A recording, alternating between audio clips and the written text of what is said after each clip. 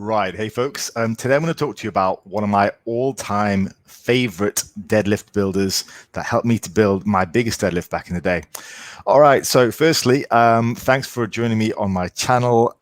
If you want to ask me a question of your own, go ahead and pop it in the comments below. And yeah, let's crack on with it. So my most productive ever exercise that I did to build my deadlift was the stiff leg deadlift done without a belt and in the touch and go style. That's the dropping the bomb right there at the end. So yeah, touch and go stiff leg deadlifts. I think touch and go stiff leg deadlifts or touch and go deadlifts in general are quite misunderstood. And that's what I want to talk about today. So a lot of people say touch and go is horrendous. It should never be done.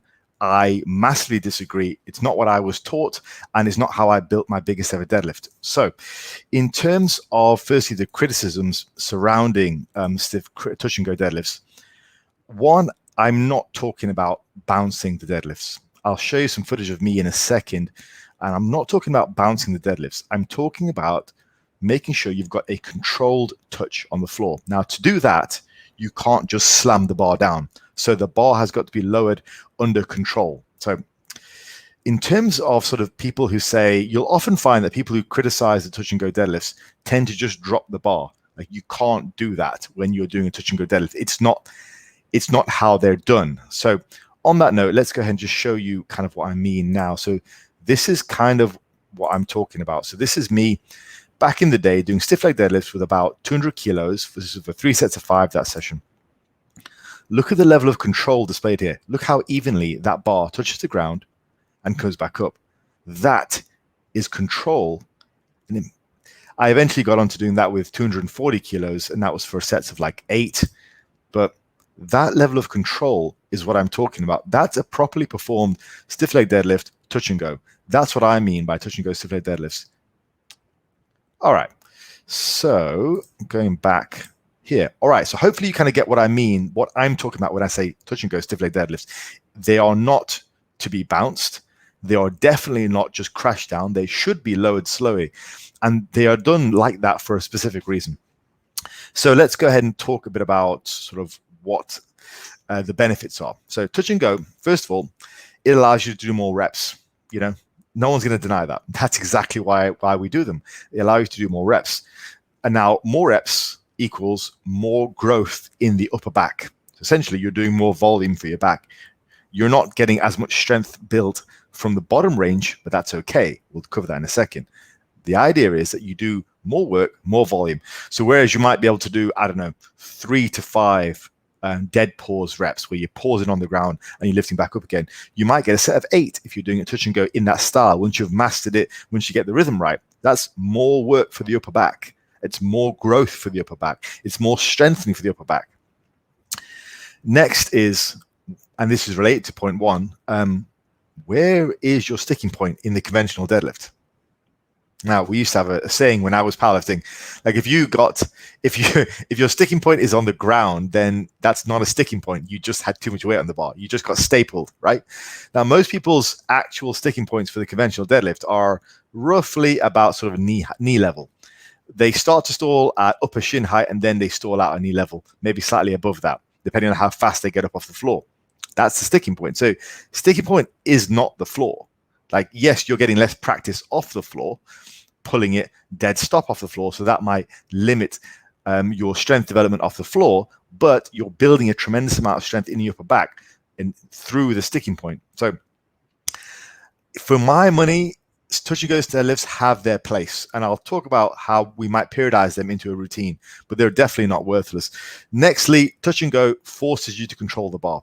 Now, if you look, the way that I was doing the deadlifts I just showed you, that level of control, you have to be able to control a touch and go deadlift far more to duplicate that level of form than a dead stop. A dead stop, you can lift it up, you can drop it down, and that's really all you see on Instagram these days is guys lifting up deadlifts and then just dropping it down or free falling with the bar. That's one, it's losing out on a tremendous amount of actual strength building because you're not building strength in that second half of the rep. You should always lower it under control. Like, the whole idea is to build strength in that range. Why would you just not do half a rep? It doesn't make any sense. So it would be like bench pressing and just slamming the bar to your chest. Like, why would you do that? Why would you think it applies to your deadlift? You want to add the stress to your back. That's what makes you grow. Stress is what makes you grow. It's insane to say, like, don't lower the bar slowly. So lower the bar under control. You don't have to go super slow, but you saw what I was doing in that video. That is what builds your back strength. Now, if you do it that way, it forces control. And you have to control the bar to be able to put it down onto the floor evenly, lift it back up evenly, under control. And that control builds strength. It all builds mastery of the deadlift. So my three big sort of benefits of touch and go deadlift is, one, it allows you to do more work. And that builds your upper back more so than a deadlift, which is dead stop. Secondly, your sticking point tends to be not on the floor anyway. So for the most part, you're lifting, you're building the area of the deadlift, which isn't really your sticking point. Now, there is a counterpoint to that, and that is part of how I used to periodize deadlifts. And that is, well, if you're only doing one actual pull off the floor per set, you're getting less work pulling off the floor, which is true. But what I would do is I would periodize it. So I would begin a long training cycle with touch and go deadlifts, and I would slowly transition to dead stop deadlifts and then transition to regular deadlifts. So it would sort of look like this: stiff leg deadlifts, beltless, moving to stiff leg deadlifts with a belt and dead stop, and then finally moving to actual deadlifts prior to a competition or prior to a pull. And that would be probably 6 months worth of work, a couple of months on either variation as my main variations. But that's probably a different story. But in case some of you are wondering about that counterpoint, that's my sort of explanation of that. But it is highly useful for getting that initial volume up in a cycle and building up your sticking points. And yeah, finally, touch and go forces you to control the bar. It's a great way to set yourself up for later down the road and a bigger deadlift. So I'm a huge fan. Just like you wouldn't say no to touch and go bench presses, or you wouldn't just drop the bar on a bench press. Utilize the touch and go, but do it under control. Don't bounce, and emphasize that control. Hopefully you guys found that useful, or you at least found a counterpoint to the commonly thought process of just touch and go equals trash lifters doing bouncy deadlifts, which is not true, and that's not what I'm talking about.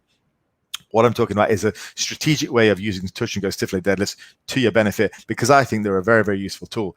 And they built some of my biggest deadlifts. All right, folks, I'm going to call it there. Hopefully that gave you some food for thought. If you like my content, go ahead and give it a like. Give me a comment below. Let me know what you think of touch and go deadlifts, whether you did previously equate touch and go deadlifts with cheat reps and stuff like that. And yeah, please do like, comment, share this around, and subscribe if you haven't done so already. I appreciate the support.